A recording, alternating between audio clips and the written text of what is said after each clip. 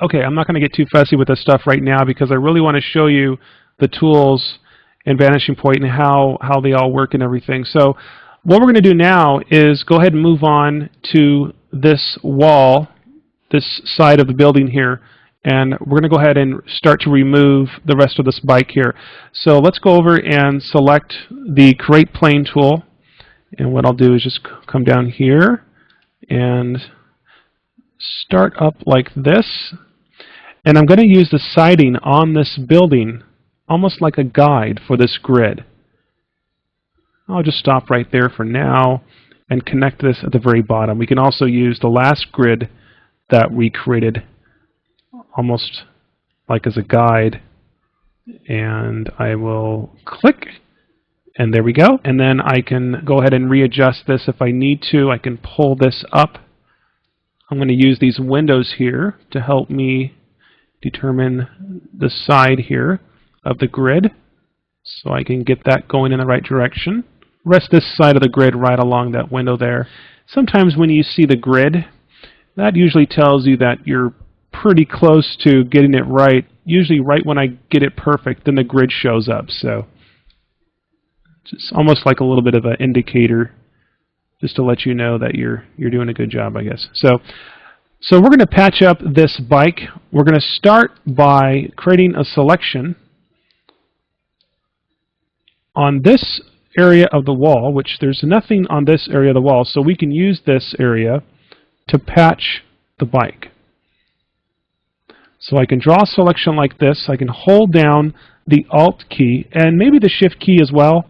And I'm not sure, yeah, I probably won't need that Shift key because if you look at the bottom, you can see how that's not matching up very closely. Just make sure that that Shift key is off, and then I will move this up just a little bit. Don't worry about the bottom area here too much. We can go back and patch that later. But you can see this is non-destructible, so every time I lay this patch down, well, if I move it again, it's still giving me the original area that I've selected down here. And so you can see right when I move it, we get back the original patch, but as soon as I lay it down, then it starts to heal. It starts to use the shading and the colors and the lighting around the areas to blend it in more. Now this doesn't line up here at the top very well, but I'm just going to pull this down to probably going to match this top up the best I can. And here's a tip, folks. If you come over here to the toolbar, select this tool right here, which is the Transform tool. And if you ever have areas, lines or things like that, well, you can use the Transform tool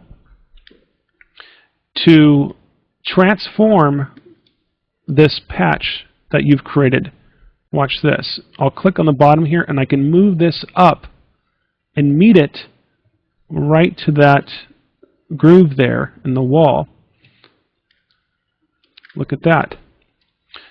So that's another tip. That's something else you can do. I'm going to select the Selection tool and hold down Alt and Shift and drag over another copy and patch this up, just like so. And right now I don't have to worry about being that neat. I'm just going to go ahead and just go a little quickly here. And I'll select the Transform tool. I'm going to pull this down just a little bit.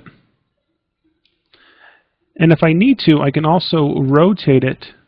Okay, but I think for this, I'm just going to line these up the best I can and come back later and worry about matching those up later with the Stamp tool.